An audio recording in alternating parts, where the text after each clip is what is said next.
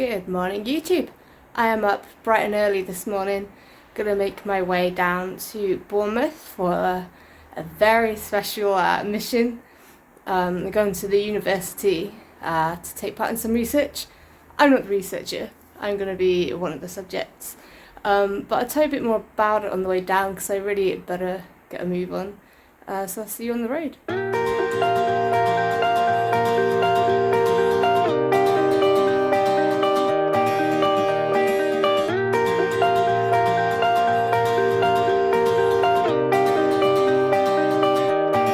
Let me just tell you a bit about what I'm up to. A little while ago, a couple of months ago, there was this advert going around some of the motorcycle groups that I'm in on Facebook, asking for riders and car drivers to participate in some research. It was based at Bournemouth University. I thought, oh, that sounds kind of interesting. I'll email this address. I emailed it and said, hey, I'm interested. And then the researcher, Shell, she replied and gave me the lowdown about what it was about and what she's doing. And what she told me was that this is, part of a PhD research. And she's doing it in association with DocBike. DocBike, I don't know if you've heard of them. I'll put a link to their YouTube below. They're the only charity, at least in the UK, whose sort of sole mission is to reduce the number of motorcycle casualties on the roads. So Shell's doing this research in association with them, and the participants they submit 3 sets of data. I think there are 4 groups: advanced drivers, normal motorcyclists, and advanced motorcyclists. And one set of data is you fill out like a questionnaire and submit that. I've done that. The focus there seemed to be on sort of your perception of your risks. That's what I sort of picked up in that. I don't think I'm that risky a rider. The second set of data is what I am submitting now. I mean, it sounds really kind of interesting. So I'm going down to the university where they have the equipment they need to track your eye movements. And so from what I understand, I'm going to watch some videos that she's recorded on her own bike. This equipment, this machine, I don't really know what it is going to track where I look when I'm watching these videos. So that's the second set of data that I'm submitting. And then the third is a kind of interview with us. I've not done that yet. So that's my understanding of it. I'm sure Shell herself, who by the sounds of it is another GS girl, yay, she's gonna explain it better, I'm sure. But that is the gist of what I'm up to today. I'm submitting my second lot of data, which involves eye tracking.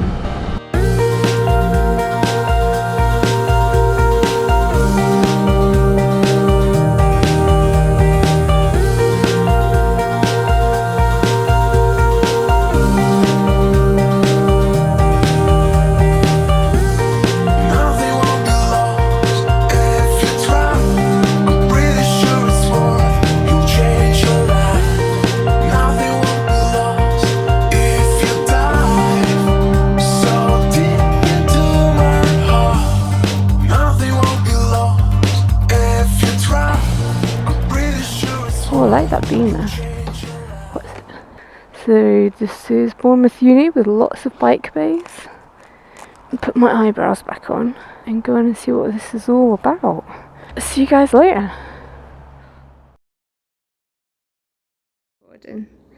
Hi, I'm Shell from DocBike, and I am a PhD researcher, and I'm looking into motorcycle collision prevention using the eye trackers at Bournemouth University. So this is one of our eye trackers. It's completely non-invasive and it picks up the eyes using a couple of infrared bits here. And over on this side is the control panel that I would use, and then I can see people's eyes here, which Robin will edit in to give you a demonstration of what we did when we did our session together. You may be questioning, what is DocBike? DocBike is a charity that is set up by an air ambulance clinician who was fed up of going to motorcycle collisions and crashes and finding dead motorcyclists. He can get anywhere in Dorset and Somerset within about 12 minutes, but it's a bit too late for motorcyclists by that time. So he started doing the biker down courses, teaching roadside first aid, but then he thought it would be a really good idea to actually look how we can prevent collisions from happening in the first place, which is where I come into it. And I started this research because I'm interested in where all road users are looking. So it's not just motorcyclists, I'm also interested in where car drivers are looking on particular stretches of road.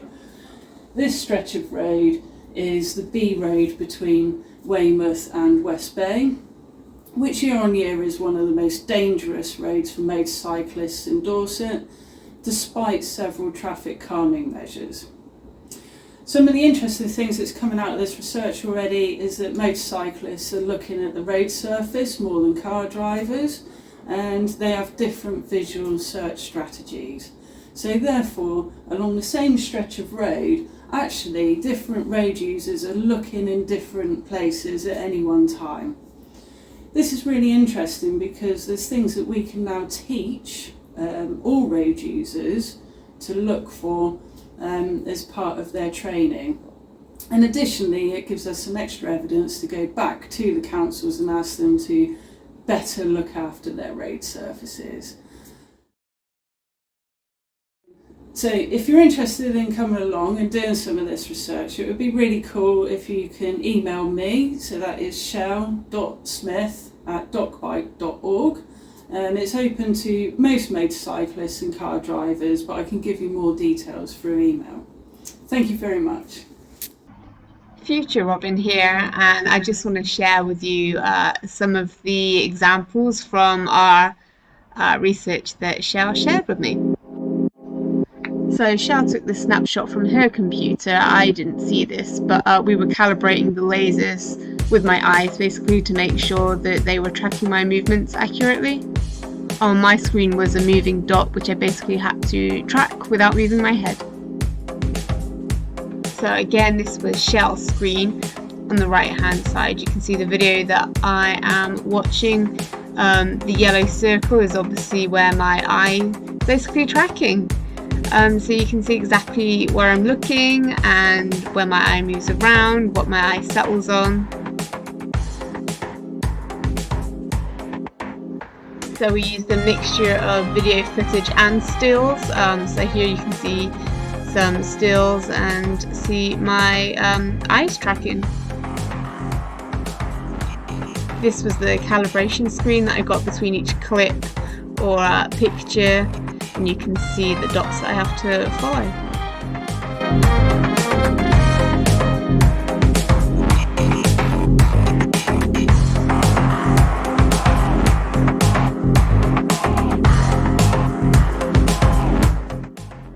So these are some figures for one of the 8-minute sets I did. It must have been photographs because I blinked a lot more than 36 times during sets of videos. You can also see how many times I fixated and how many saccades I had. Saccades is where your eyes are moving, they're not settled on anything. I'll mention later on in the video what that really means for what you see.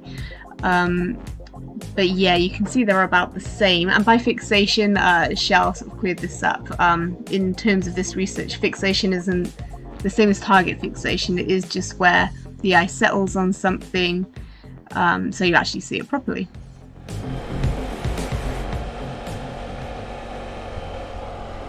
Right, so that's that research done. It was really interesting.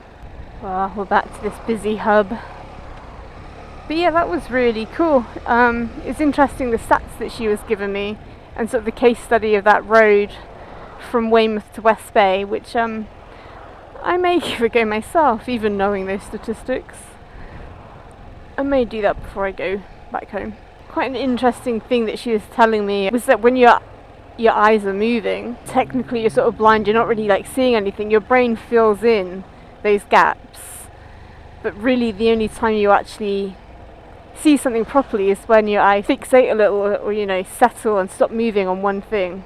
That's literally the only time you see it, which is quite scary really when you consider like how much your eyes move, especially when you're on a bike or on the road at all really. And it also explains why, you know, motorcycles are particularly hard to see maybe for other road users, because obviously we're so much smaller, and if your sort of peripheral vision doesn't pick it up, if your eyes are sort of moving, especially at junction, you're looking left to right the whole time, it's really quite easy to miss something the size of a motorcycle. And the fact that generally we move a bit quicker than other road users makes us really quite vulnerable. She was saying that like a sort of like advanced, I guess, sort of IAM or ROSPA technique when you're sort of on the main road but you're coming across junctions coming out onto that road, is to sort of weave, like move over closer, a bit closer to the central white line, because it sort of makes you appear a bit bigger to somebody pulling out the junction, so they're more likely to notice you. And so that would be something I take away. There may be more research sort of in this vein, or you know, in a similar vein, coming from DocBike. Apparently they have sort of a 10 years worth of research to sort of look into reducing casualties on the road. And while their first, I guess, primary focus, you could say, is motorcycles, like everyone on the road can obviously learn from these studies, since we're all sharing the roads. So yeah, I'm going to be posting the links to these things down in the description, as I said this morning on the way out. So if you're interested in taking part, you can check those out, or you can also email Shell